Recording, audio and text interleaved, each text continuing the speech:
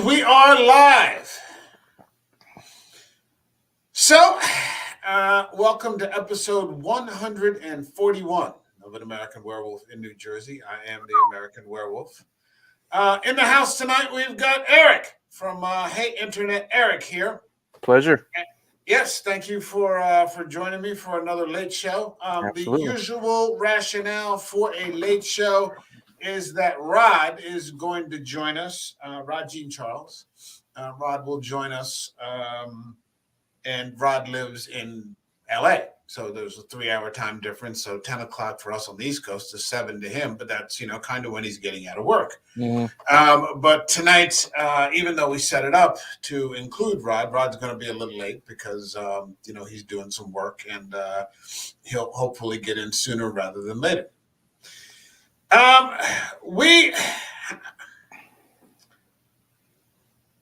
We had been here last week, and we were talking about, in our late show with Rod and you, and I think John was here. Yes. Talking about 2021's Candyman, which I personally did not enjoy. I did not like that movie for various reasons. I don't want to get into it again. But what we had said, what I had thought of was that, it was almost, I said, if you want to watch a movie that's about art and horror and, these sorts of things, I've got this movie, and that's Sean Burns' The Devil's Candy. And I said, why don't we take a look at The Devil's Candy? And for those people in the stream, The Devil's Candy is... I forgot to do something. The Devil's Candy is streaming right now on Tubi. Yep.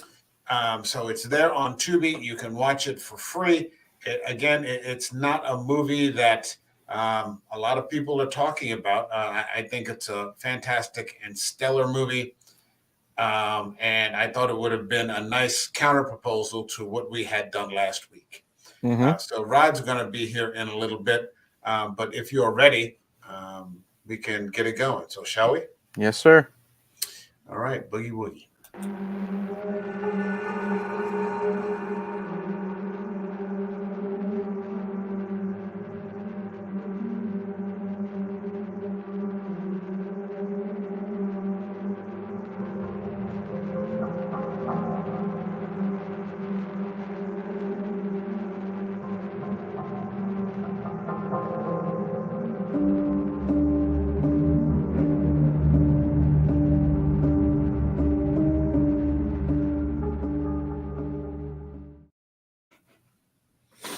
So Sean Byrne, who is the director of The Devil's Candy, apparently wrote this as it related to his first, or his, how can I put this? So he was getting ready to have his first kid. Okay. And he was going to have a daughter. So I guess all the fears and anxieties about becoming a father and realizing he was going to have a daughter and wanting to be a good father and a protector and, and a provider and, protecting your kid from all the, the awful things in the world manifested itself, causing him a great deal of stress, which I imagine is a natural enough thing. And so this was it manifested itself into this story. Which is the story of a family who is moved into a new house. Well, it's a story about demonic possession. Yeah, of sorts, for sure. Of a different kind. It's a story about how evil kind of slips in the cracks. It's a different sort of look on the way things are typically done in a possession kind of movie. Yeah, very, very, very subtle. Not any over the top or grandiose type of possession, I guess you would say. It's not The Exorcist or anything like that. No. It's very much. It's very low key and understated, and yet somehow it succeeds. in a movie that is just, I think, very bold, that goes for it. And I know that you are a first-time viewer of the film. Yep. So why don't you talk a little bit about what your reactions were to this, seeing it for the first time? Did you have any idea what it was about? Honestly, I didn't know what it was. I figured it would have been a full-on possession movie, and me, I've seen my fair share of, great, well-made possession movies. I've seen my schlock, all that stuff. So I didn't know what I was going to get into. I knew it wouldn't be schlock if you recommended it, personally. Right. Let's just say I watched this for free on Tubi, and I would be willing to buy a physical copy because I enjoyed it that much. And the main reason why I enjoyed it is kind of for the opposite of Candyman last week, is we really didn't care too much about the characters in that film. I really cared about the characters in this film. I really cared about what happened to this family that lived in this house, because in the acting and in just little subtle ways, you showed how they were a close-knit, loving family with each other. And when they're put through hell, especially as the movie goes on, or just like little struggles, it makes it makes you want to. It makes you more focused on the film. You know what I mean? I didn't lose interest one bit. It was mainly because of what this family was going through from beginning to end. Yeah, it's a hell of a thing. It's extremely understated, but it gets the job done. Hold on, I'm putting something in the comments here for Patrick, because I think Patrick wants to join us. So I'm going to put the link for the stream. And one thing I was real surprised with is, again, I went in blind. I didn't read any blurb on the plot. I did not watch a trailer. So I expected this to be a full-on possession type movie. You know what I mean? Oh, look who it is. What's up, motherfucker? Hey, what's up, fellas? Late to his own late show. It was. Yeah. It's funny because Rod's reaction last week when I suggested the Devil's Candy, which I thought was fucking classic. He goes, "More candy." Yeah, another candy movie. I was like, more fucking and candy. After I saw that, I was like, yeah, more candy. More candy. More candy. Eric, forgive me. I was putting something in the Discord that I forgot to do, and talk again, because reiterate just very quickly what you said, so Rod can catch up, and then I'll get some initial reactions from Rod, and then I think Patrick's going to join us in a little bit. We just got started, Rod. Okay, sure. I'll just say I expected, I went into this completely blind, didn't read up about it, didn't watch any trailers, and I went in thinking it was going to be a full-on type, maybe over-the-top, hardcore possession movie, and it wasn't. And what drew me into it mainly was, the bond this family had, and it actually made me give a shit about them, which was different from like the characters from last week. And it just, from beginning to end, I was just watching the screen the whole time. Yeah. Rod, you're seeing it for the first time, and I got your text. We got your text the other day saying it was disturbing, which is it's an accurate description. But what were your thoughts on the flick? Just to kick initial thoughts. Yeah, it was disturbing. Just that the main villain, or the character guy, and the devil guy, and the fact that he was abducting children and cutting them up, and the images that the director placed upon the whole thing. It was kind of sick, but it's kind of ironic. We were watching Candyman last week, and the lead guy who ended up becoming Candyman was a painter. And he was painting these images, and I saw the same thing. And then, and then you got this devilish guy with the candy, but instead of giving candy to the kids, he's eating the candy and taking the kids. So it's kind of it was funny how much this correlated, and that was just a joke when I said more candy last week. I didn't think it was going to be totally Well, totally that I much mean, the same. But like we were. God, I'm sorry. no. But I enjoyed. I liked it. I enjoyed it. The dad character, Christ. It was like as soon as I saw him, I thought he looked like Christ, and it's like is that, and so I know that was done on purpose, and the evil guy wearing red all the time, and the showing of red in the movie, and everything about it was uh it's a big religious aspect to it, which I liked, but it wasn't too profound. It wasn't too pushed upon us. Mm-hmm. Yeah, it's not so on the nose. And I was saying before we got started, or while we were initially getting started, that this was largely about the director who was going to have his first kid, and it was going to be a girl, and all of his anxieties, I guess, about bringing up raising a daughter, and trying to protect her in the world. What we see. Hold on a second.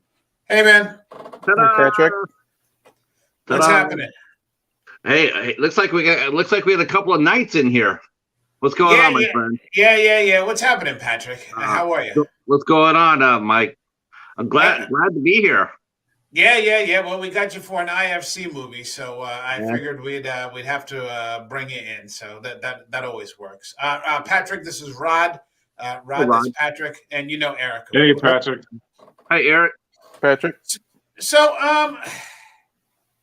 this is a movie that sort of has a theme about metal music.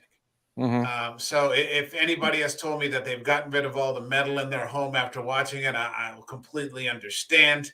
But metal is this thing that's metal music, and I'm a huge metal fan. Metal is this music that's kind of rough around the edges, but it's very earnest. Mm-hmm. And it's an honest kind of thing that it's it's very heavy themes and these sorts of things, but it comes from a place of truth more often than not. And what I really liked was that the family sort of bonded. Jesse and his daughter Zoe sort of bonded and had a relationship that was sort of rooted in metal music. Yeah. It seemed, really kind of, it seemed authentic to me. Yes. Almost the mom was like the outsider, but she kind of didn't mind. She put up with it. Yeah, they just went everywhere and listened to metal together. And there's Tony Iommi, on the bobblehead, and they're just rocking out everywhere that they go and headbanging. And it set it up very simply. I loved how it wasn't a parody of what people assume metalheads are, because we've seen that they're all over the top. They're devil worshipping. They're always throwing the metal horns and sticking their tongues out and stuff like that.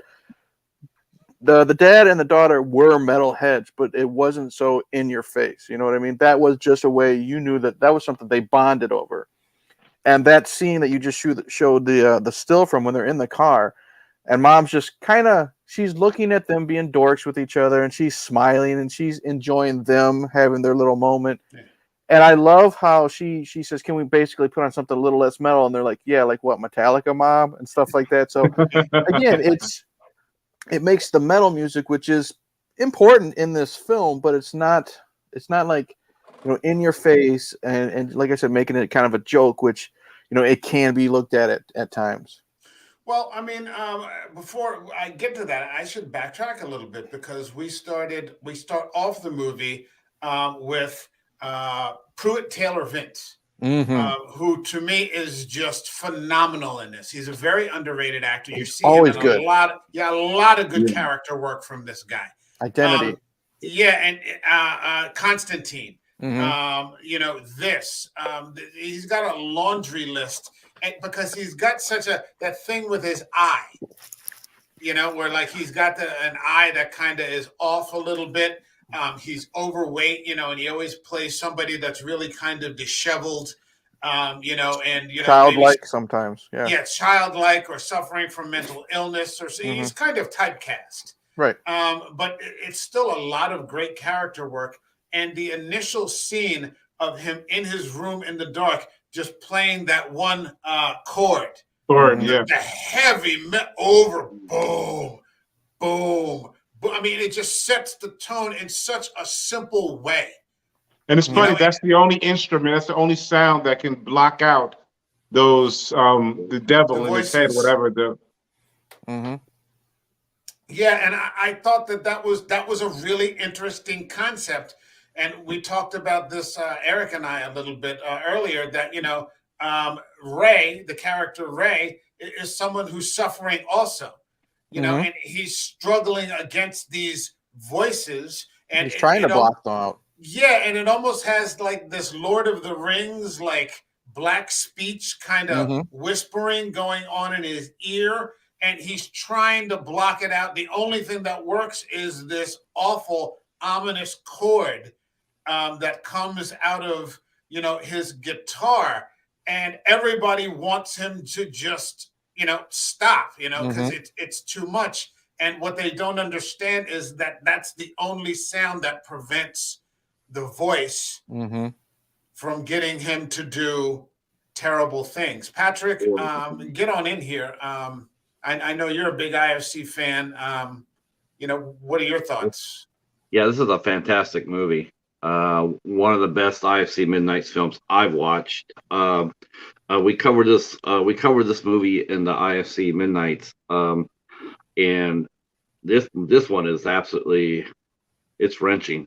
Uh, you're right. I mean, the man is, he's trying to hold back the demons that that are trying to take him over, and he's trying. He Yeah. hasn't always succeeded, and as we will find out. But it seems like for every time that he buckles, he tries all that much harder to stop it. His character, even though even though he's done horrible things, you do feel sorry for him because you feel like yeah. he's fighting against that the whole Mhm. damn movie. He doesn't want Yeah. to do it. It's not like he put the guitar down and said, "Yeah, let's party." Right. Yeah. But he's just trying against overwhelming odds to He has not. an innocence about him. Yes, Mhm. yeah, Yeah, and there's no pea soup. There's no spinning heads. There's no room in the room where everything's flying all over the Mhm. place, and an exorcism and these sorts of things. It's much smaller than that. Mhm. And Sean Byrne talked about the influences for this movie, aside from the fact that his own fears about becoming a father were Rosemary's Baby, The Exorcist, of course, and films like the Amityville Horror, where families were in conflict with an evil force. Mhm. You know, yeah. and so what I've talked about, and I think most of you have heard this. When I talk about these upper level or superior level possession movies, that the devil seems to be playing this long game. Mhm. And when I talked about that, like with Brad Dourif. And so the idea that he would have Ray murder his own family to empty the house out, just to Yeah. bring in fresh meat into the house and have Ray double back. Yep. It's an awful, awful idea. It's a marathon, not a sprint. It's what Yeah. the final destination is. Yeah, because you're talking about thousands, if not millions, this thing that's thousands, if not millions of years old, Mhm. and it doesn't think the way that we're thinking. It's patient. Yeah, well, it's just Mm. it's almost like a game, Mhm. but it's this awful, horrible game. And this movie has a bit of levity here and there when you see the Mhm. relationship between the family members, this and the other. But it also, I mean, for a movie that's what, 80 minutes. Yeah. I think Briefly. it's 79 minutes or something like that. It has a very serious tone. There's no fat on the script. No. Everything has a purpose here. Yeah, it's lean and mean. Yeah. So what ends up happening is that Ray's playing the guitar chord, and I guess his mother comes in and says, you have to stop that. We're taking you back to the hospital. So the minute the music stopped, the voices start. Mhm. Bang, there goes mom. Yep. You know, Dad Down the walks in, stairs. and then what's even worse is that he goes back to playing the guitar chord. Yeah. Mm-hmm. And there are great visuals in this movie. Yeah. When Dad comes home and sees the mom laying at the foot of the stairs, but he looks up because the guitar chord is just going and going and Mm-hmm. going, and you're like, "What?" I mean, this is like the first 3 or 4 minutes of the movie. Yep. And you're just like, "Holy shit!" I remember the first time I saw it, I was like, "Holy shit! This is you in. super intense." Yeah, Mm-hmm. like right from the get go, it lets you know that this movie's not going to fuck around. Yeah. It was disturbing how the cross fell upside down. And, that image of the cross there, it is very pertinent when it came to this movie and that scene. And right there, you know what I mean? It showed the devil coming into him. He was already there, but it just showed the whole essence of the house, Yeah. Yeah. He's finally in control. Yeah. Yeah. Yeah. He's wiped all the pieces off the board, but now he's bored. Yep. So it's time to get some fresh meat in here, and that's exactly what happens. The realtor essentially lies to them. Mm-hmm. And I mean, he must have. It must have been. He did. The realtor did say that the parents there's some accident. Yeah. And in order for him to be free and not locked up, they had to justify that. It had to be an accident, unless he wouldn't have been free. They would have accused him. He's the only other person in the house. You ever notice the realtors always play that role in these type of movies? The realtors are always, they're always shady and sneaky. They won't tell you. They won't tell you what happened at the house. They'll say, "Oh, well, it's an accident," or I mean, I didn't tell you before closing that there was a murder in this house. It's like they're always up to something shady. Well, see, that was the thing it's kind of like, a used car salesman, they want to make that buck. But the thing is, he did mention that there was some deaths in the house because you could tell, like, when he was saying, he's like, "I'm required by law to tell you that there was a death in the house," type of thing. But he definitely didn't talk about how serious it was. He just kind of shrugged it off, like how he said something like some old lady fell down the stairs and her husband couldn't take being away from her, type of thing. That's all he really said. Lied. Yeah, he really did lie. He's telling a bald-faced lie, and it's a shame because I hate to go on, on a little side thing, but realtors must just fucking hate horror movies. Mm-hmm. And like fucking used car salesmen just must like never turn on the TV at all because they're just like the fucking there's such cliched fucking characters and like everything. Yep. It's a damn shame. But I mean, so they end up moving in, and it's got a great soundtrack. Mm-hmm. You've got Metallica, you got Queens of the Stone Age, you got a Spider-Bait, all these sort of great metal bands. Mm-hmm. I think you got some Slayer in there. I mean, it's really good stuff. But immediately, that thing grabs a hold of Ethan. Mm-hmm. And what I loved was that sort of exposition that comes with the televangelist. Mm-hmm. That kind of explains the way everything. If you've got a little bit of greed, he's going to turn that into an avalanche. And so, you've got this guy who is an artist, and he wants to make art, but now he has a mortgage. Yeah, that's what he said. He says, "You think I want to be painting fucking butterflies for banks? For banks, yeah. Yeah, he's got to pay the bills. Mm-hmm. So that ambition is the crack. Mm-hmm. And so just that's going to be the vein, the route. And that's I want to ask, and I didn't. Maybe I missed it somehow. This voice that they were both hearing, where did it come from? Did it come from the house? Was it some type of entity or something in the house that they both heard the same voice and they both had issues? I don't necessarily think it was the house 100%, because if you remember when the big guy, the main antagonist, I guess, which I can't think of his name off the top of my head. Right. He's when he's at the motel, he's called because of a noise disturbance by the police show up because he's playing the guitar too loud there. So I think it's just picking people specifically that have been in the house, but it doesn't stay with the house. If that makes sense. Yeah, in fact, That's the only thing that I questioned. I just like, how did that voice? How did they both get that voice? They both hear it, and I think if somebody walks into the house that it likes, it attaches itself to it no matter what. Okay. And then starts building on it. It's weird because Ray kept on trying to come to the house. He tried to come, kept trying to come back, which is sort of weird because considering that, all the noise, you would think that once he got out of the house and the noise would go down because now he's no longer able to stay there. You would think that the devil will let him go and he could just go on his merry way, crazy as hell. But he tortures them again, not only by when he's in the house, but when he's out, he's still being afflicted by it. Once he had him, he wasn't going to let him go. My understanding of this was that it was Satan himself.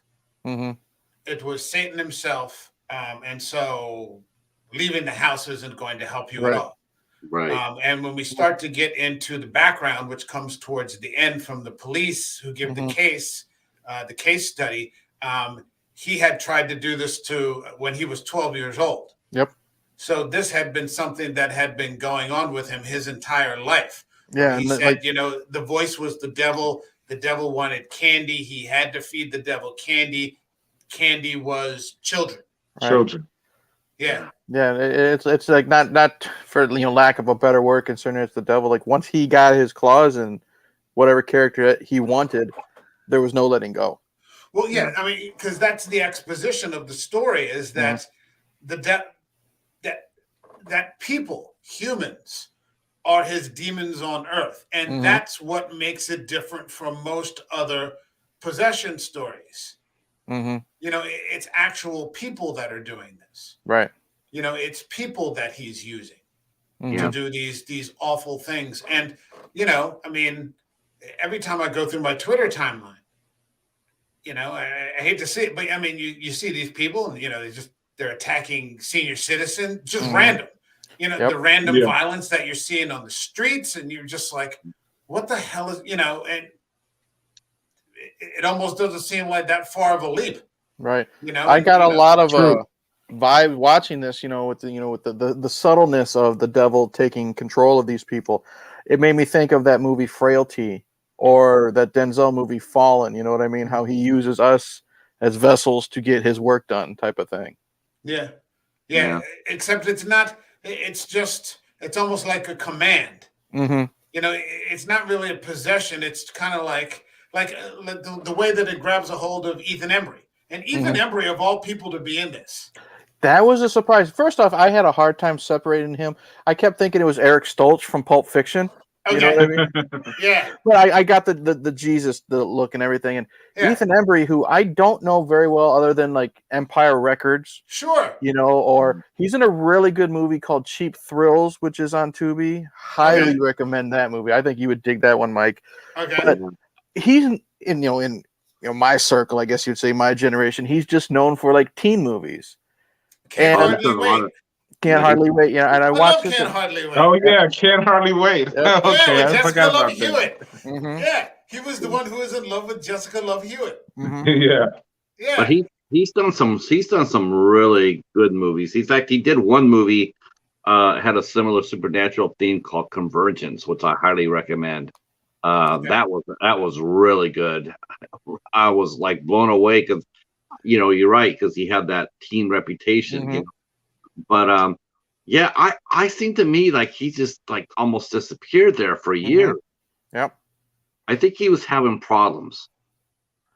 I have no idea. I just know he did seem to, because he was a name in the 90s. Yeah. And then I think I know he did a lot of indie work, but he's just one of those, hey, remember him from 20 years ago type of character actors. Yeah. Well, he was in another decent horror film. It's a decent werewolf film called Late Phases. Okay. He's in that. So if you get a chance to watch that. But I mean, it just kind of grabs a hold of him right away. And it's not in some sort of, where he's walking around speaking in tongues. He just kind of loses time working on that fucked up painting. Yeah. Oh, that painting. Yeah, the first one was a cross. That second one, the first one is twisted. First one is the upside down crucifix. But the second one was that twisted painting was a vision. I thought it was a vision of him, of kids and people that he was going to kill, but ended up being a vision of the people who were already murdered. Yeah. Yeah. And future victims. Yeah. Yeah. Well, first of all, I mean, the cross was the upside down cross was disturbing enough. Mm-hmm. Yeah. You know, and like he didn't remember painting it. Right. You know, this thing just kind of grabs him, and he's just kind of lost and becomes a vessel for it. Yeah, it definitely, again, choice of words. It possesses him. It takes over him, and like you said, he loses track of time because there's two situations in this film where that affects his relationship with his daughter. You know, he's supposed to pick her up from school, and then there's another situation which causes an attack because he wasn't there or something like that, and it's just gets more and more disturbing, the images he's painting and then just his obsession with it. I mean, look at him right there. He's in his underwear in his barn, hanging from a fucking ladder, painting this. And another thing is we mentioned, Rod mentioned how he's putting these images of victims, and this director, he's really good at imagery because you get close-up shots of Ethan's character with the red paint and the paintbrush, and then it cuts to a red mop, and then the paintbrush, and then the red mop in a bathtub. And it's just subtle things like this. As we keep saying this on this channel, less is more, and that is just perfect in setting the mood, getting you uncomfortable, and then you still know that we still have, like, by the time this happens, 45 minutes left of the movie. Yeah, it's very bold storytelling. Mm-hmm. You don't get this. You get most. I mean, we've said many times the first Possession movie was the perfect Possession movie, and so many others have struggled, even though they've been good, and many not so good. But this is a very bold and different take on things. Mm-hmm. And it's very, like, you're right. He's losing his relationship with his daughter is becoming damaged. Mm-hmm. Because she's already kind of nervous about moving into a new school and so on and so forth. And so for a kid, that would be very stressful. Yep. Having to make friends and all that, that kind of thing. She doesn't know anybody, and then.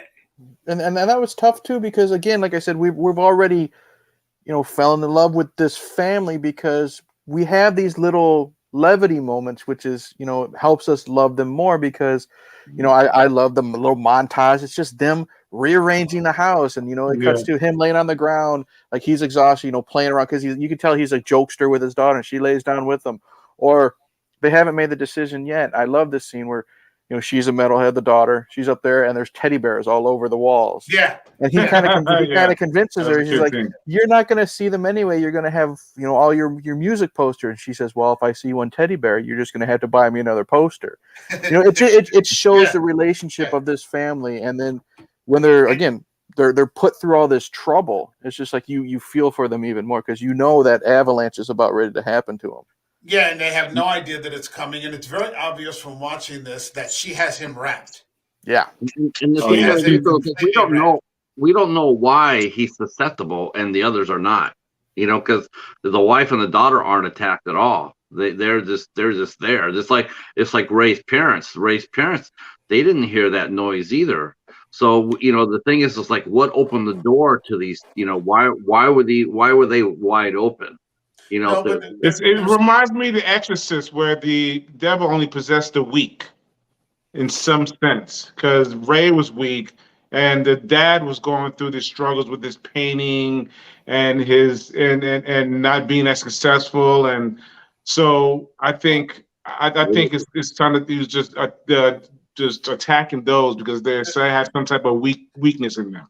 Hold on a second. We've got some comments here. We've got Frank from The Harsh Truth. What's up, man?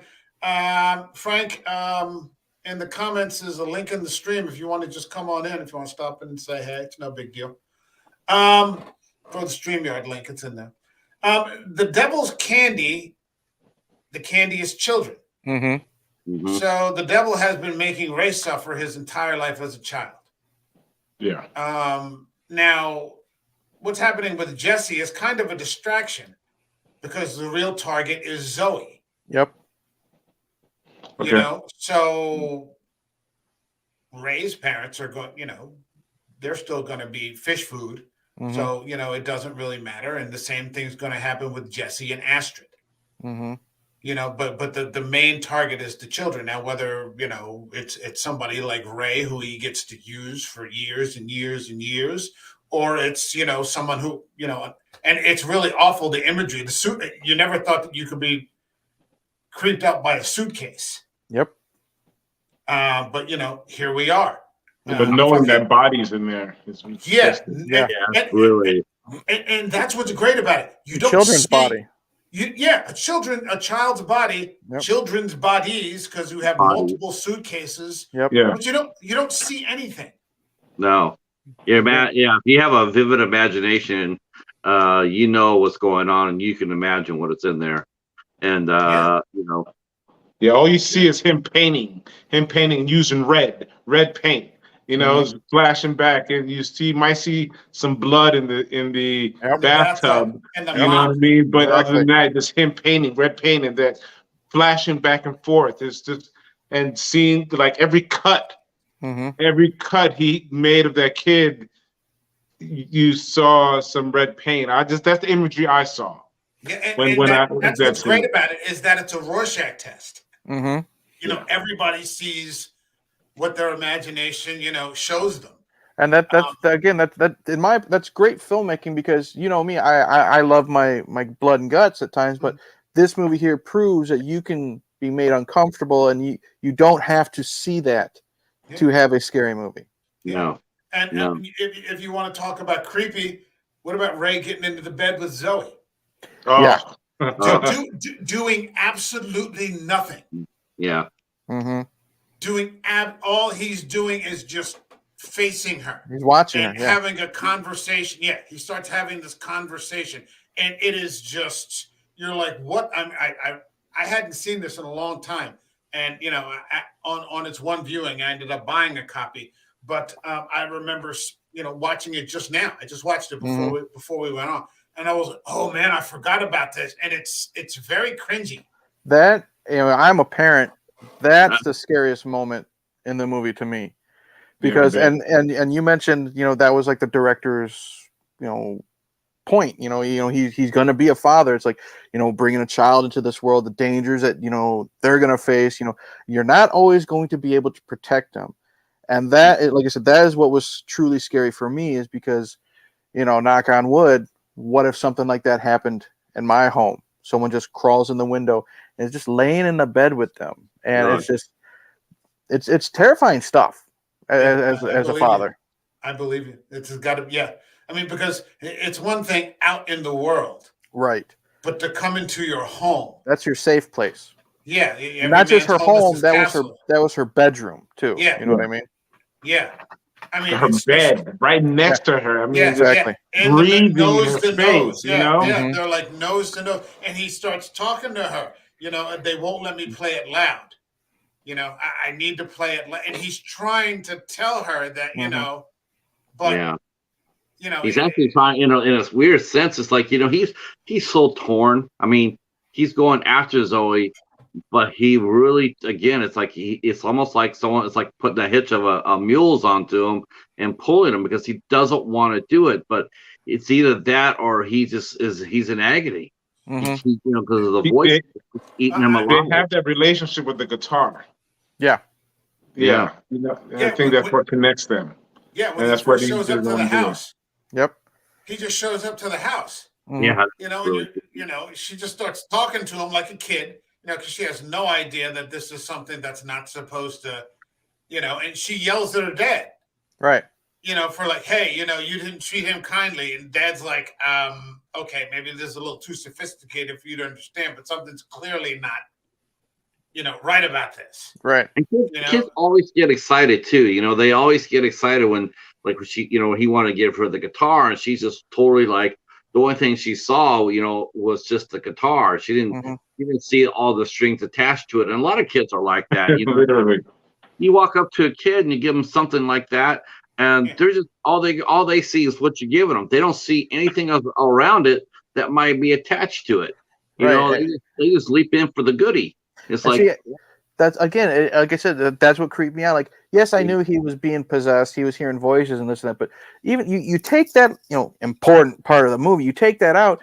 It's a man showing up on your daughter's doorstep. He sees your daughter has a tattoo of a Fender guitar. He's like, I have that exact one. Really? So they already have something to talk to.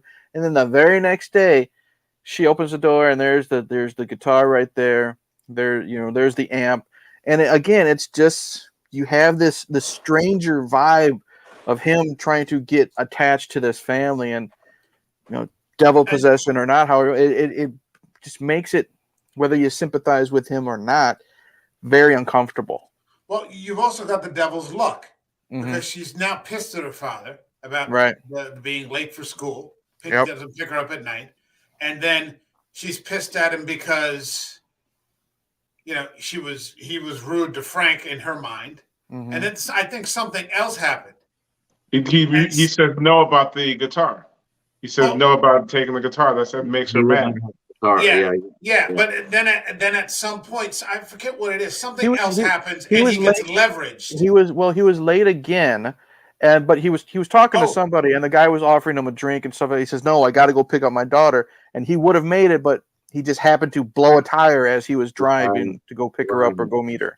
No, this was before that. She gets leveraged to have the guitar because something else happens. Okay. So it's like all these confluences are kind of working against him.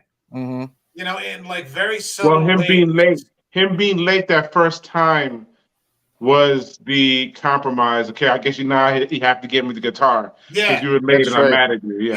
Yeah. So like everything, there is like this influence working throughout the movie. That strong bond is slowly starting to loosen up, like a rope, and the knot in the rope is kind of starting to get old and loosen. Which would be a natural enough thing as children get older. They want their independence. Suddenly, dad's not cool anymore. Mom's not cool anymore. You're the dumbest person alive. I got a 10-year-old at home. It's happening. Trust me. Once the hormones come in, we were walking across a busy highway. No more holding hands going across the street. That type of thing. So it happens. Yeah, so. But this is something else. Right. This is not, a natural progression of, because in many ways that's a healthy thing, because kids become more independent and they want to be able to do for themselves. Yeah, this is like a manipulation. Yeah. But it's funny how the devil's pulling her away from him, and he's trying to hold on to her. He's trying to keep, it's not like pulling apart, it's more like she's pulling away and he's trying to keep on hold on to her. And it's, the devil manipulating him and his situations is in turn enforcing her to pull away from him. There are a lot of moving pieces here, and you almost don't understand it all until you kind of get to the end, which introduces something I didn't anticipate. But then we'll get to that in a minute. But I mean, great visuals, the painting. We talked about the lady in the red dress. The lady, in the art curator, in the red dress. The red and the devil is just something that's prevalent in this film. But it's kind of like, in her enjoying the crucifix and the painting and all that stuff. It's like, yes, this is what I want. The gallery was named Belial. That was Yeah, it was a little. That was a little on the nose. You might as well have called it Beelzebub, or something like that. But you get, there's a creepy feel. Oh yes, this is very interesting, and most people would get the fuck out of here with that. Yeah, because there's even an image on the TV when they're talking about Belial and stuff like that. They threw in an image of the Pazuzu statue from The Exorcist. Oh, did they really? I didn't catch that. Okay. Yeah, you can catch it real briefly and stuff like that. So there is some subtle nods. There is some kind of on the nose, but you already know what's going on by the time you get those scenes. Yeah, I mean, I think at one point Jesse actually sees a black goat. I don't remember that. Outside the door. Yeah, it's like Black Phillip from The Witch, because they're out there in Texas, so who the hell knows Where the what's fuck are you going gonna get a goat? on? Yeah, Texas. It's Yeah, he's Texas. standing there with a bat and he's looking out the window, whatever Yeah. it is. Yeah. Yeah, and then there's a fucking black goat just staring at him, and you're like, oh, okay, And these are the only people in Texas that don't own a gun. Yeah. I love that. These are the only people in Texas that don't fucking artists. I can't have a gun in the house. All right, fine. When a 300-pound fucking psycho, possessed psycho comes to your door, get a social worker, dumbasses.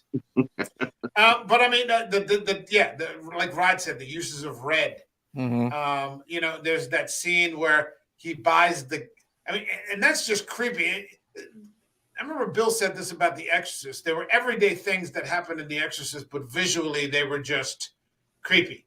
Like where the guy is, in the beginning when Father Marin is in Iraq and the one blacksmith is hammering things and he pulls his kufi off to like wipe his brow and he's got a cataract eye. Yeah. And, that flashes to Marin something from another exorcism. And it's just a guy with a cataract eye. Right. It's nothing. And when I think of that, I think of Ray putting the gas can down on the counter when he buys the gas, and he's got the dirty fingernails and he's got the lighter. Yeah. And you're just like, oh man, this is going to go bad. This is going to go south. And that's because if you remember when the painting was being painted, we already had the faces of the children that were victims. But now Zoe's in the painting and she's on fire. She's on fire in the painting. Yeah, or even to watch that visual where he comes out of the woods with the rock with that kid on the swing. Yeah. Oh, yeah. And you're just like, oh, like you don't see it. You just see him doing this, but he's just so. And this is something I wanted to ask you, Eric. Who is more intimidating, Ray or Tyler Mane's Michael Myers? Because Ray just has a rock and a hack, but somehow the hacksaw just makes it uncivilized. Well, intimidating. I don't know if intimidating is the right word because Tyler Mane is more intimidating. I think the other guy is more scary because he looks more normal. Tyler Mane. I think it's more scary. I think it's more scary too because, in a sense, I mean, it's much more. I don't know, maybe grounded in reality. I could see that happening. Yeah. Tyler Mane is 7 feet tall and 350 pounds of pure muscle. Yeah. This other dude, this guy here, you can see him picking up his kids at school. And that's he could be your mailman. That's what's more scary to me is because he is an everyday guy. You know what I mean? Somehow all the extra guy. I'm sorry. Yeah, because we saw Tyler Mane, if you saw him walk in a mall or a bar or a restaurant, you see him and you already note him. You know where he's going. You watch where he sit. You want to see where he's at in your vision all the time. But with someone like Ray, he comes in there. Right. You don't even give him a second look. Right. He's sitting down. One of my favorite roles with Tyler Mane was in Troy, where he plays Ajax.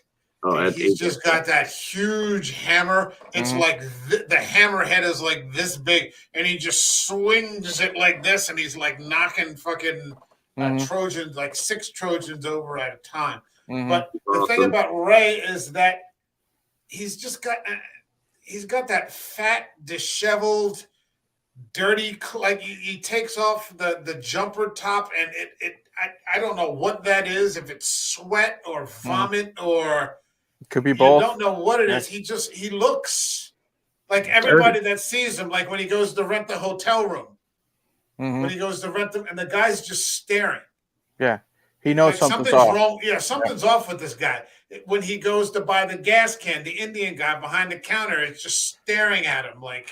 Well, how would you feel if you saw a guy who looked like Ray and he literally? I was telling my wife because my wife was watching a little bit because she likes Ethan Embry. She was Empire Records fan and can't hardly wait. Isn't that I'm afraid? Yeah. Yeah, but we were both looking at that scene and we're like, holy shit! What would you do if you saw someone like that and all they did was buy a gas can that that is full of gas and a lighter? Hey, this You is New mean Jersey. This is New Jersey. We're chock full of crackheads out here, man. That's just Tuesday, Rod right? will tell you. Yeah, Rod will tell you. It's another day ending in Y. In fact, the other day, I was walking the other day, and fucking crackhead stopped me, and he's like, "Do you have a cigarette?" I'm like, "Sorry, man, I don't smoke." He turns around, he looks at me, and goes, "Do you have $10? I can go buy a pack." I'm like, I swear to God, you got $10? I could buy.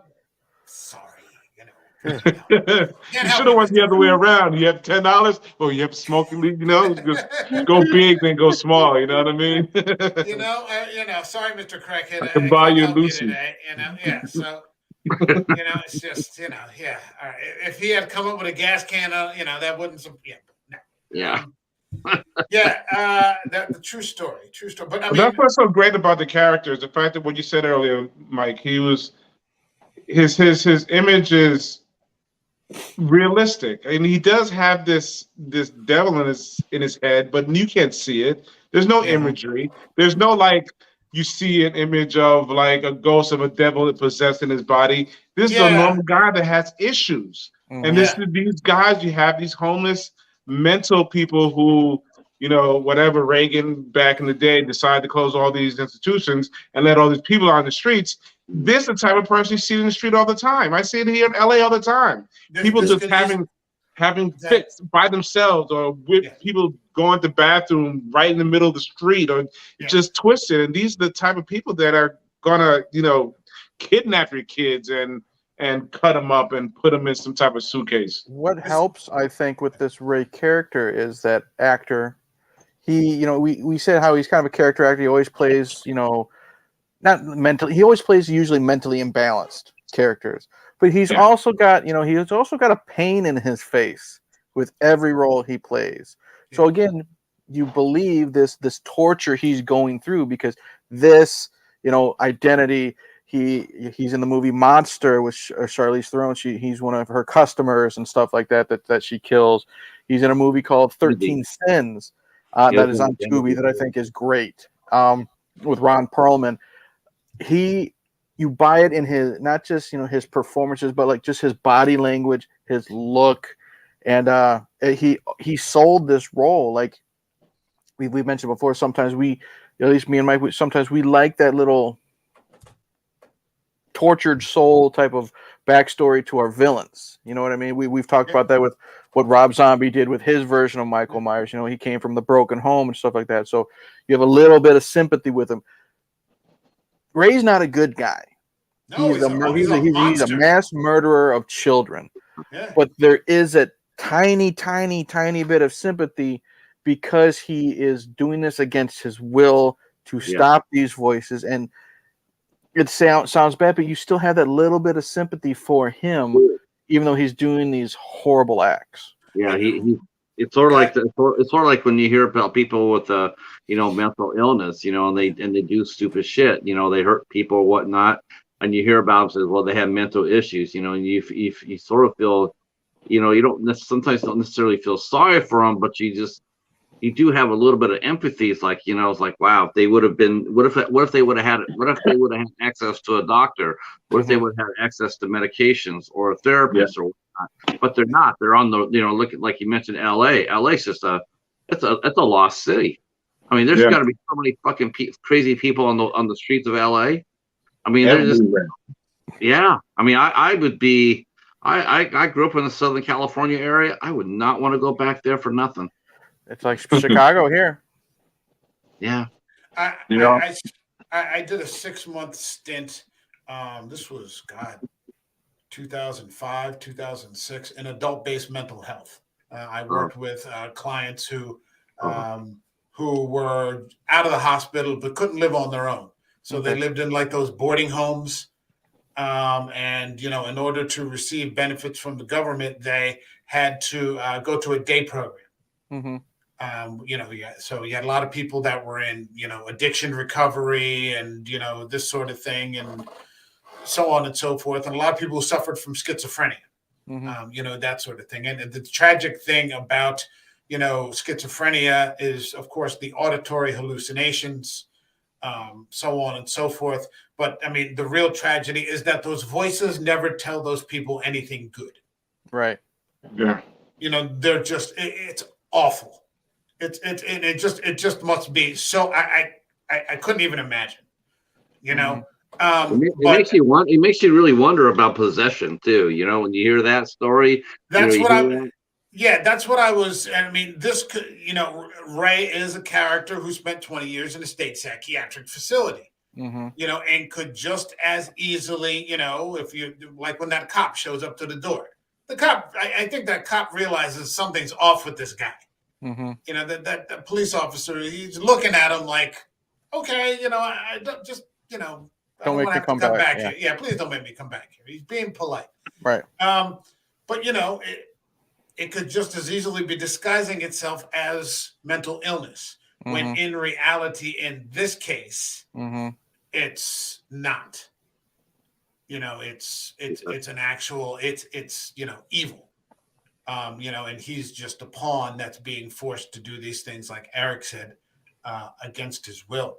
You know, that brings me to the Belial, the art gallery, and they're clearly like not on the up and up either. Like you can just feel like they're trying to keep him. That one guy's trying to keep him late.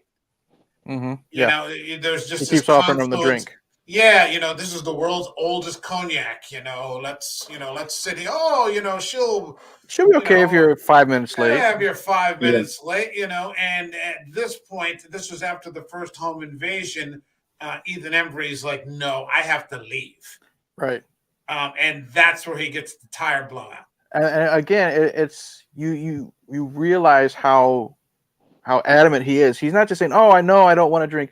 He literally puts his hand over the cup, over the glass, saying, "No, I don't want any." You know, and he does that a couple times. I like that about this movie is that with a realistic, you know, sort of thing that happens, which is a home invasion. Essentially, he snaps out of it. Yeah. You know, this thing, whatever the influence it was, he did, you know, his love for his family overrides that. He's like, whatever is going on with this fucking painting, I don't give a fuck. You know, at least now it does. You know, I mean, Ray had this voice in his head for 20 years, as opposed to I mean, when Ray was 12 years old. Yeah. You know. Yeah, Emery had it for a few weeks, a few days, whatever this takes place. You know what I mean? Its resistance was much better. Yeah, and so, you know, we get to the point where eventually, you know, he cuts that fucking painting up. He takes that fucking carpenter's knife or the utility knife and just slashes the shit out of that canvas, and it's a great scene to see. It is. It's a fist pump moment because, again, like I said, that's what I loved about this as opposed to Candyman is you care about these characters. So when he finally makes his decision, more or less, and he's deciding, you know, okay, I'm done with this bullshit. I've fucked up enough with my kid. Look where it's gotten me in her relationship. And remember, they were tight. They were the metalheads banging their heads, you know, to mom's chagrin and stuff like that. I love that they showed there's a great family picture of the wife hugging him and he's kissing his daughter's head and she's like doing some, fancy, showing off for the picture. And then you saw where it went. And then now he's going to have to try to repair that. And he made the decision he needed to make. You know, he overcame the voices more or less. This is where I saw him becoming possessed by the devil to becoming the savior. You know, where the whole Christ image comes in and him cutting up the painting and him becoming a savior, and that image came more and more. At least for me, as I felt that, you know. Well, his look in this movie is definitely not a coincidence. The long hair and the beard. Yeah. I mean, and it could have just as easily come off again. You know, it could just as easily be metalhead. Right. You know, because he's got the tats everywhere. You know, he's all tatted up for this. You know, this role and this. So it could just as easily be, you know, at an Ozfest. You know, you can see this guy at Ozfest. Oh, how many Jesuses have you seen at a concert? You know, there's a Grateful Dead show. There's like 12,000 Jesuses go to a Fish show. Oh, there's Jesus. Oh, wait, no, he's over there. Wait, hold on. You know, they're all over they're all over the place. I have a question. Do you think you see more Jesus at a metal show or at a Grateful Dead show? Probably metal. That's tough. That's a tough. Yeah, I've been to Slayer. That's a I've been tough to one. Metallica. I think you've probably seen both. I'm gonna go actually with whatever the hippie show, whatever the hippie option is. I think that's where you're gonna find the most Jesus, because they're gonna have the sandals and the the patchouli oil and the whole Special fucking brownies. operation. Yeah. They got the special brownies. Don't eat those. The ones on the left or those are the good ones.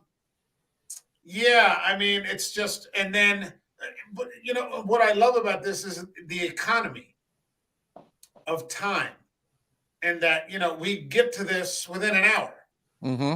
Yeah. I mean, this movie is like an hour and 20 minutes, so I mean 5 minutes are credits, so it's about an hour and 15 minutes. Mm-hmm. And we get there in an hour.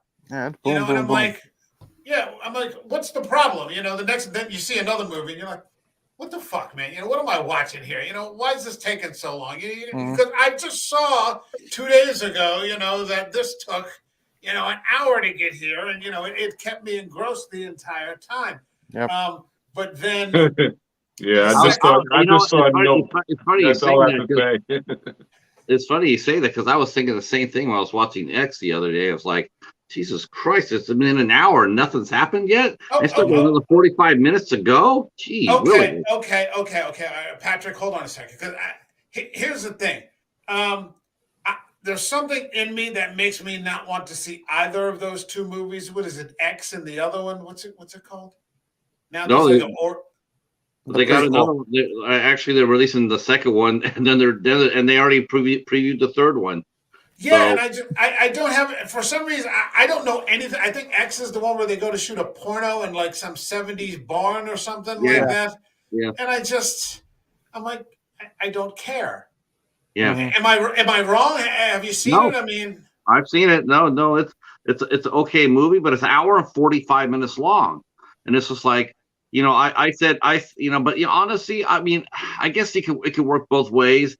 It did take a long time, and it did, but at the same time, it's like, all right, I can go with it, maybe because he made the characters likable, but still, for horror fans, they like that lean and mean. A lot of the IFC movies are like an hour and 20 minutes, hour and 25 minutes. The Devil's Doorway is 73 minutes. Oh, I like The Devil's Doorway. That's a good movie. 73-minute runtime. Okay. An hour and 13 minutes. That's the one about the priests that go to the Irish convent? Yes. Yeah, I remember that. Okay. Yeah, that was lean and mean as well. But I do love the pacing of this movie. I do. There's, like you said, there's nothing wasted. There's no wasted movement. It's all it's all moving. All the parts are moving. There's no lost time. There's no downtime. There's no exposition. It's just moving.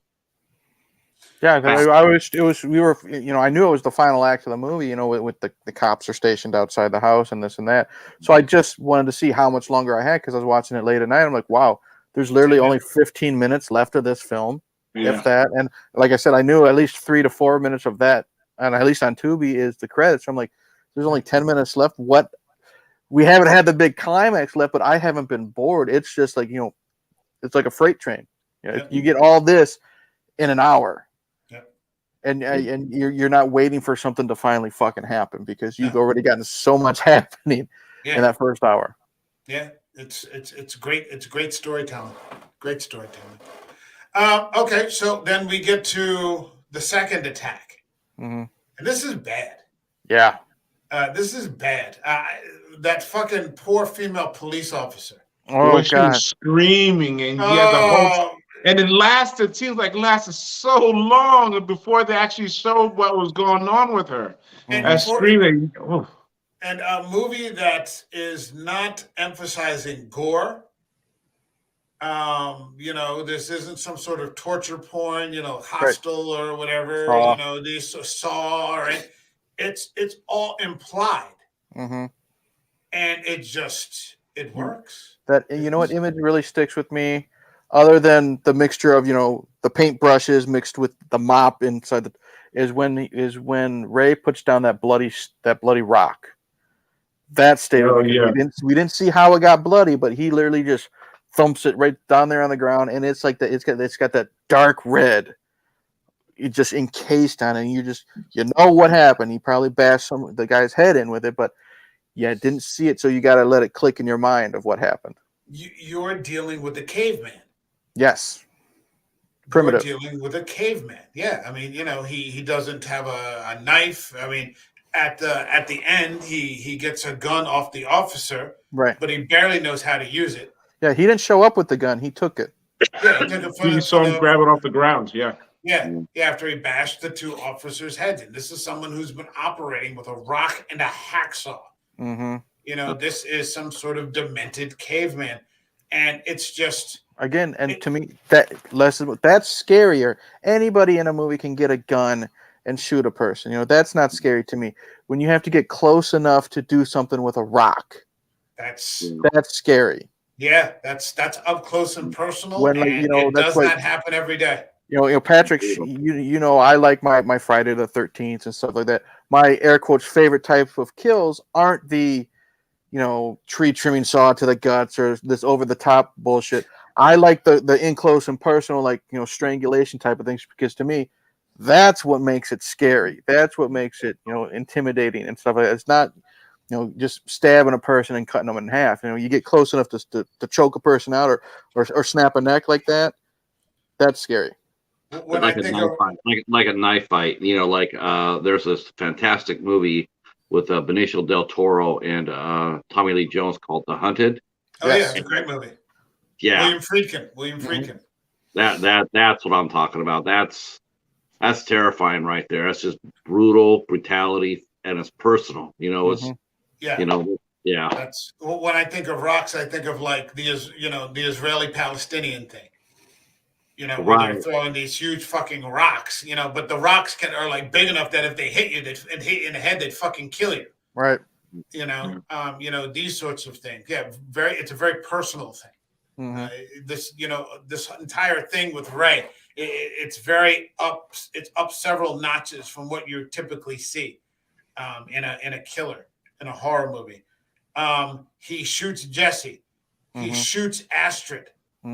And then drags her up the stairs, and he's just this disheveled mess in this red jumpsuit that he's been wearing all the time, and his guts hanging over, and it's a hellish kind of thing, or I mean, before we get into that, he kidnaps her and she escapes. I was going to say, I love the fact the way they had her escape. Sometimes you see these movies and there's a coincidence that there's a pin. There's a knife over here that they could run to, whatever. She just sees a little on the tape where the tape ends and she unwraps herself. I thought that was brilliant the way she just sat there and it turned and unwrapped herself. I can see something like that happen. Her name is, hold on a second, I got this at the very beginning, Kiara Glasgow. And she was really great in this. She was really, really great in this. I mean, for someone in a horror movie of this sort of intensity, probably 13 or 15 or something like that, really held her own with a lot of seasoned actors. And, I've started out this show saying that I wasn't a fan of child actors. Same here. In horror film. But I've seen, in the almost 2 years that I've been doing this, that things have changed. You just got to look in the right place. Yeah. You got to look in the right place. You got to have a good director. A good director will get you a good performance out of a child actor. It's really what comes down to it. Well, we talked about like Linda Blair, but a lot of times you got like that kid who played Damien in The Omen. And like the first one, like he doesn't do anything. Yeah. But then you would get kids like in Salem's Lot, like Lance Kerwin. He's great in that.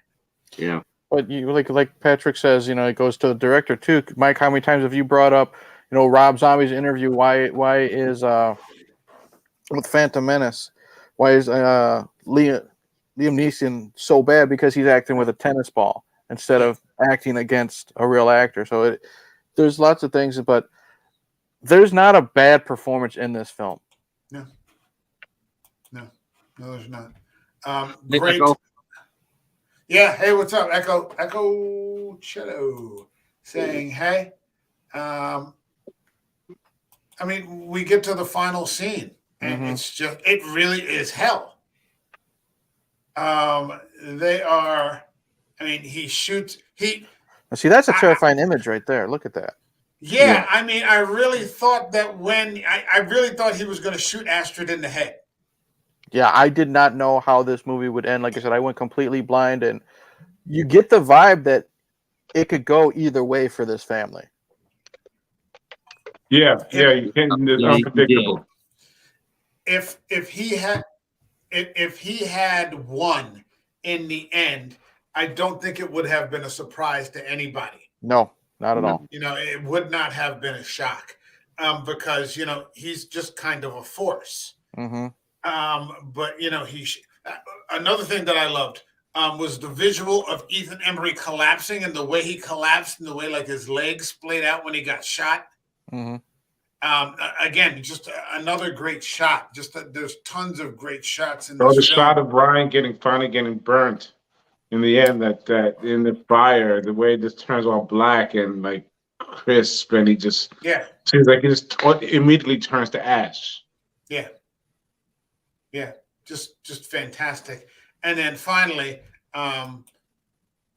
Jesse killing him. What I've wanted to say this entire movie is I really hate those fucking guitars, those V fucking guitars. Yeah. Oh God, I hate those things. If you're not Eddie Van Halen or David Mustaine, just get a fucking guitar like everybody else. Yeah. I hate these fucking guitars anyway. So I was glad when he broke it over that fucking Ray's head. Yeah. But I mean, it's an awful, hellish scene. And where he tells her to look, there he is. You really expect to see, you know, but you don't. And somehow that makes it better for me. I like the irony of it was the guitar that kept the voice away, but it was also the guitar that killed him. Yeah. Well, it ended the voices forever. True. Yeah. It really put the voices to sleep. Put him out of his misery. At least within Ray, you don't know about Emery. Voice is still there. Voice is still there. I didn't see. I didn't expect the ending when he ran over to go dig up the suitcases, or he was about to, whatever. Let's talk about that. I mean, he rescues his family. He kills Ray. The house is on fire, so maybe that's for the best. Right. But there's this other thing going on where he suddenly gets this call of sorts to go dig in this hole where he finds the suitcases as the sun's coming up. I don't believe that any of this is a coincidence. Right. No. You know, that the sun is shining now. You know, he sees these things. Let's go around. What are your impressions of that? Eric, Rod, Patrick? Well, like you said, none of it's a coincidence. It's just it was weird. I don't know if it was, you know, the devil was speaking to him in the beginning. I don't know if this was maybe God's voice at the end helping him dig up and maybe give the family of the missing children, they're missing obviously, peace, because now they can be put to rest. You know what I mean? If they can have their proper burial, the families are now able to at least close that chapter of the book. So I looked at it as, you know, the devil spoke to him in the beginning, and maybe it was God speaking to him at the end. Yeah, I thought it was the children. But then he kept on hearing the kids. They flashed back to that one scene saying, "I keep on hearing these voices in my head. And I think I looked at it as it was the kids speaking to him in his head, asking them to save him and to help him find peace and rest. All the kids were, and that's why he drew these kids on the painting, because the kids were the ones speaking to him, trying to get him to come and help him out. Okay. Yeah, I got that. Yeah, I mean, because the devil spoke to him at night because he would be painting at night, and then during the day he would lose all track. And then the sun comes up. It's a brand new day, and of course, you do get the impression that's what he was led to do, was to find the children and give them back to their family. And the fact of the matter is that you knew that his heart was tender, because right at the end, he smiles, and then he starts crying. He starts getting teared up because the magnitude of what he's looking at. And so I think that emphasized that he had a soft heart. He was a good person. Oh yeah, he's a good person. He was always a good person. Yeah, I think the devil slipped in him through that ambition. I need to make some money now. I need to, I've got a mortgage to pay. My kid wants an expensive guitar. I've got all these things now, and so I've got to start scoring some money. And so the Belial thing kind of comes in. And so it said, wherever there's a crack, and that televangelist says, if you have any greed, he's going to turn it into an avalanche. And it's going to destroy you. But my take on the ending was that throughout everything that was happening, over all of it, was kind of God, who kind of saw that, okay, in the way that, things play out the way that they play out. But in the end, knowing all along that these children, which, he allowed to, pass, were going to be discovered. And so that's sort of, and I don't want to get too philosophical, but that sort of gets into my philosophy of kind of, what God is. He doesn't interfere very much, if at all. He created it, and it's up to you guys to shows the path, what to do. Yeah, and here it is, and if most people make a mess of it, and so on and so forth. But he's not like the bouncer or the supervisor or the this sort of thing.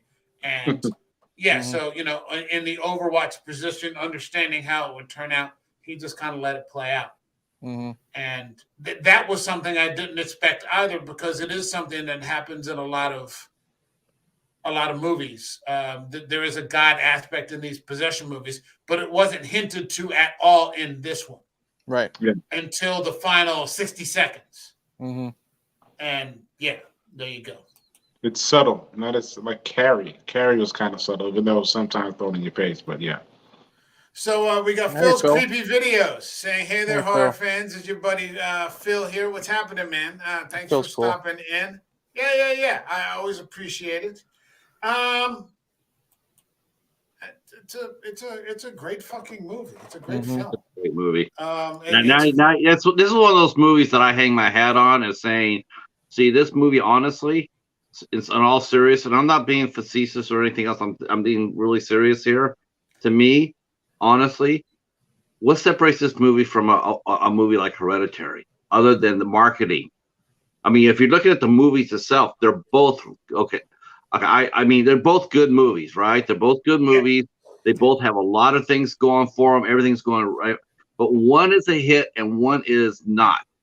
I would say that, and this is where I like when we rate a film. This is where I would get between 4 and 5. The caliber of the performances that are in the other movie, between Toni Collette and Gabriel Byrne. It's a great story. This is a great story, and it's got really good performances, maybe even, great performances, but it's not next level, in my opinion. So I would say that would be the separating factor between, and I don't want to talk about the rating just yet. I'll get into that when we go round robin and give a rating, and then I'll talk about it a bit more. But I mean, I own it. I own a copy. Yeah. So, I'm happy to watch it at any time. I was happy to do it for this. It's really good stuff. And it's a shame because nobody talks about this movie. I've never heard of it until you asked me to watch it for tonight. What, Eric? Wait a minute. Well, Eric, you didn't see our show on the IFC Midnight Show? I did not. No, nobody talks about it. There are so many good movies like this that are actually out there that, like, we're going to get into Thursday, 47 Meters Down. Nobody talks about fucking 47 Meters Down. And that's been one of the, by majority, one of the good things that I'm pleased about with this channel is that we talk about a lot of movies that no one fucking talks about. Yeah. You know, so even if one person or a couple of people are exposed to another, oh, all right, I never heard of that before. Like Julia Morgan is going to be on the show on Thursday, and I saw her tweet. She's like, I had to stop fucking watching it. It was too scary. Yeah, I needed to take a break. Her message you sent to me, I definitely got a kick out of. You know how fucking scary she was. She was watching this. And I saw a few heads talk about the two movies during Shark Week, but you know, again, it gets lumped into that sort of category. It's like it's a Shark Week movie. It's like, no, it's not a Shark Week movie. No. It's just a great suspenseful film. Yeah, well, like I did it for Shark Week. I wouldn't have done it for Shark Week if Mike hadn't requested me to watch and discuss it, and we'll get into it on Thursday. But yeah, it's fucking good. But I was glad to contribute to that. That was fun. I can't wait for next year. Wait, what? I can't wait to contribute to Eric's viewing next year for Shark Week. Yeah, I think I'm done with Shark Week. Well, you know that there's another 47 meters down.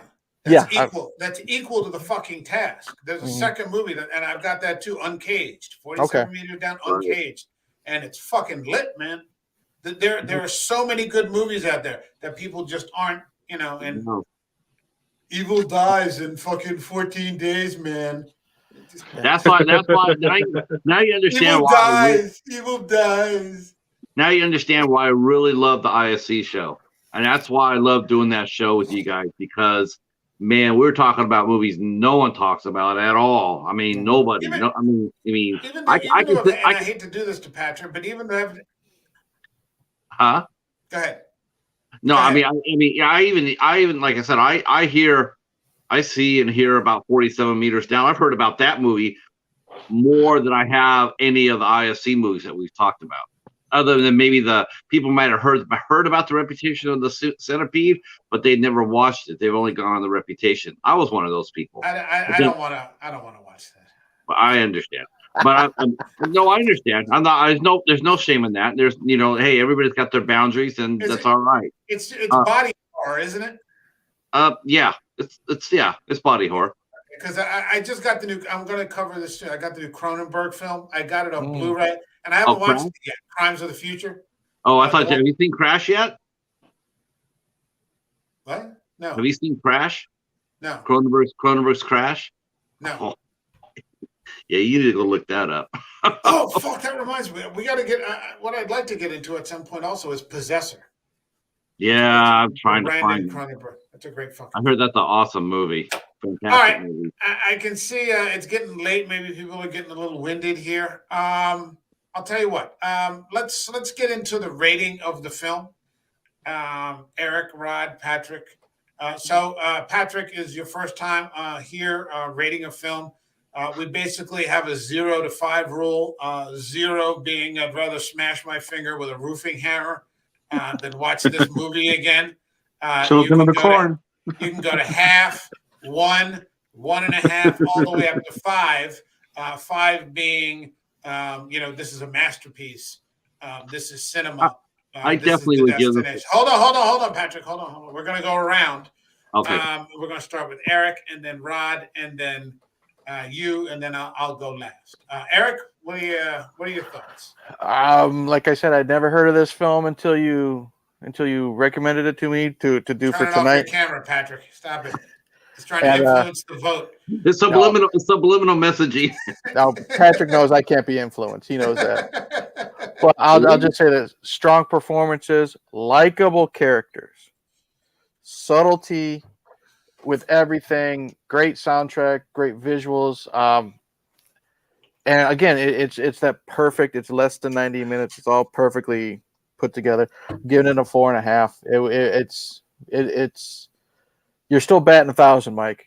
Plain and simple. I expected something over the top and in your face, which I shouldn't have with you, but that's what I was going into it. You know, that's how I look at all possession movies. You know, that's just how it is. And this one was great, beginning to end. 4.5. Good shit. Rod, what do you got for us? The radical one. Like Eric, I didn't know anything about this. Didn't see it. Didn't expect anything. You said more candy? Yeah. More candy. which No, was an I'm done with the candy stuff. All right, I'm done with the candy stuff for no, now. that was an Give us appropriate another year. response. That was an appropriate response, man. Yeah. But I enjoyed the character. I wish I would have seen more of this Ray's story. Okay. I think Ray's story could have been flourished out some more. I would like to see more of how the possession started for him as a kid or whatever. I enjoyed the acting. The wife, not so much. I think she was over the top at sometimes. But overall, it was an enjoyable movie. I love the visuals that they did, and like I said, it was disturbing for me. This movie is totally disturbing, and because it didn't give us the visuals, didn't give us the slashing and cutting. It left it to the imagination, and my imagination went there and went evil, and it was like crazy. So I'm gonna give it a 4 myself. So, but yeah, that's what I said. Is Mike there? I'm here. Oh, okay. Right here. There he is. He suddenly went dark at this. Oh, Oh, did I? Sorry, I switched tabs for a second, and you went my sideways. phone died. Okay. Well, So I'm glad, Mike. I'm glad, Mike, you and I have something in common, that we have, both delivered, home runs for Eric to watch, to share our knowledge with him, to watch great movies. So I really do. I think that, I think that's cool. As far as this movie goes, yeah, I love this movie. This movie was awesome. Ben actually is the one that suggested it. Okay. And I had already had it in my collection. I hadn't watched it yet, but he suggested it, and I was blown away. I thought it was really good. It was very suspenseful, very disturbing. I too gave it a 4.5.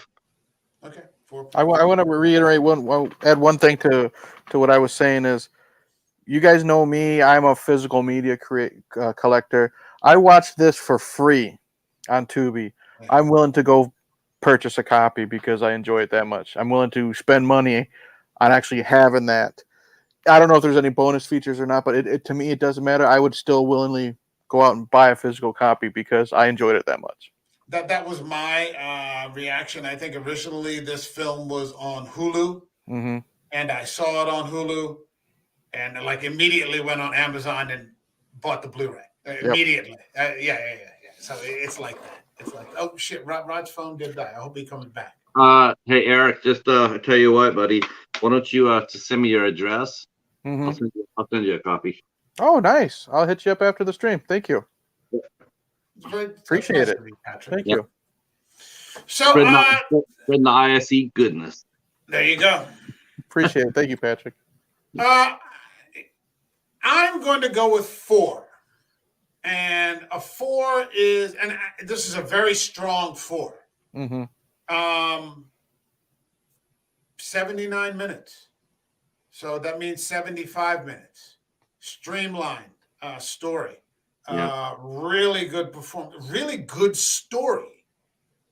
Really good story. Very much less is more. Like Rod says, your imagination takes you there the entire time. Not a problem. I like seeing Ethan Embry doing something different. The guy playing Ray, very understated character, minimalist performance, very minimalist. It's scary as hell. Yeah. Scary, like in your core, kind of scary, because it's a very human kind of thing. I wasn't scared of him in terms of the devil. I was scared in terms of just the evil, the human evil. That's what I mean. Like it got me being a parent. That's what scared me.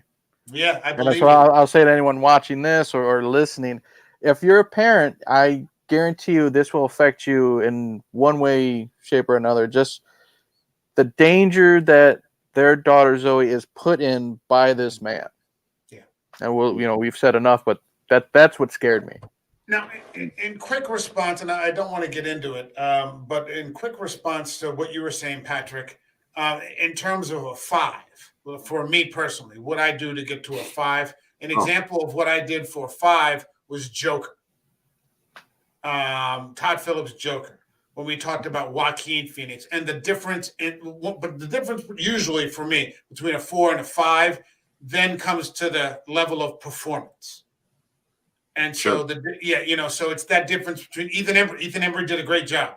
The guy who played Ray did a great job. The girl who played Zoe did a great job. All the supporting cast were great, but it's not that next thing, And so that's the difference usually between me and a 4 or a 4.5 and a 5. So I'm giving it a 4. It's a respectful 4. I immediately a 4 is a great score. It's a great score. Yeah, especially for me. Ask Eric. I'm very stingy. Yes, I'm very stingy with praise. Yeah. So when I give a 4, it's a serious thing for me.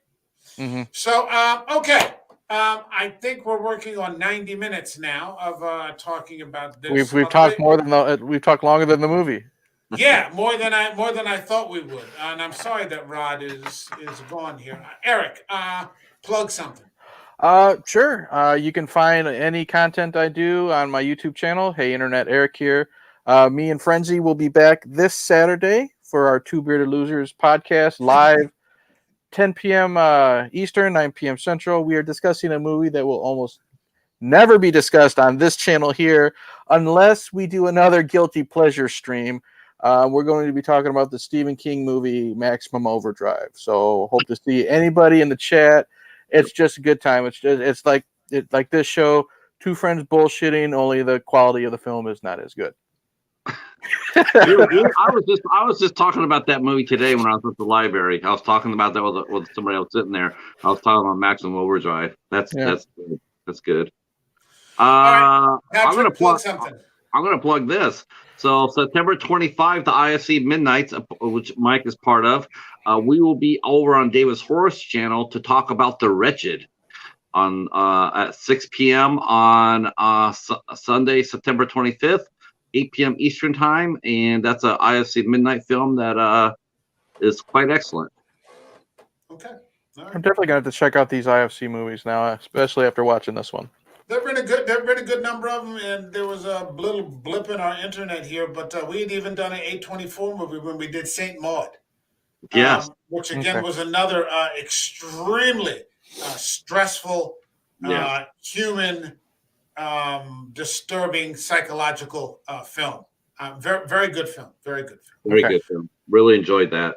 Yeah, and I enjoyed the discussion. Okay, me Thursday. Eric will be back on Thursday with Julia Morgan coming in from the UK. She's a night owl, so she had no problem starting something at 1 a.m. over there in Stabbing, London, or in non-swinging London. And we're going to be getting into 47 meters down. And I've been trying to get people on track with this for a long time. Yep. It's very difficult to do. I finally got Eric through Shark Week to throw that into his list. It was the last movie, and I think out of nowhere, I just got this text message saying, it was fucking great. Yep. So coming back a few weeks after, or a month or so after Shark Week now, to cover it, I'm looking forward. Did you send that text to him by mistake? Wasn't that meant for me, Eric? No, your movie fucking sucks, Patrick. Shut up. What did you suggest? This asshole made me discuss a Ouija shark. He did a 25-minute video on it. Yeah. What the fuck kind of friendship is that? Well, put it this way: it was a 25, and Patrick took, he took it like a champ right on the chin. I ended the video by saying, "Patrick, you can go fuck yourself," and I think that was his favorite part of the video. It was definitely my favorite part. And the best part of it is that Ouija Shark 2 is coming. Yeah. I am not. Well, yeah, Patrick's not going to be there when it does. Eric's not going to be there when it does. I get the distinct impression. But as they say, honesty is the best policy. Mm-hmm. So on that note, my thanks to Eric from Hey Internet. Eric here. Of course. From Patrick for stopping in on the fly. Yeah. Thank you. 8 questions with Patrick there. And Radical Rod, who unfortunately we lost power on his phone, but I thank him for stopping in. Absolutely. And I'm glad he got to watch this movie. Mhm. I really am. I felt a little bad about the way Candyman ended. I think but I think even it ended up being like that Silver Bullet where we thought we were going to like it. We ended up shitting on it for an hour. Yeah, so it just. But the thing is, with Silver Bullet, we're still going to return to that one. I don't see us returning to I own Candyman a anytime. copy. Yeah. I own a copy of Silver Bullet. So. Yeah. All right, that's it for me and everybody else. We'll be back here on Thursday night, and everybody else, thank you in the chat for stopping by, and take care. Have a good one, everybody. Cheers. Peace.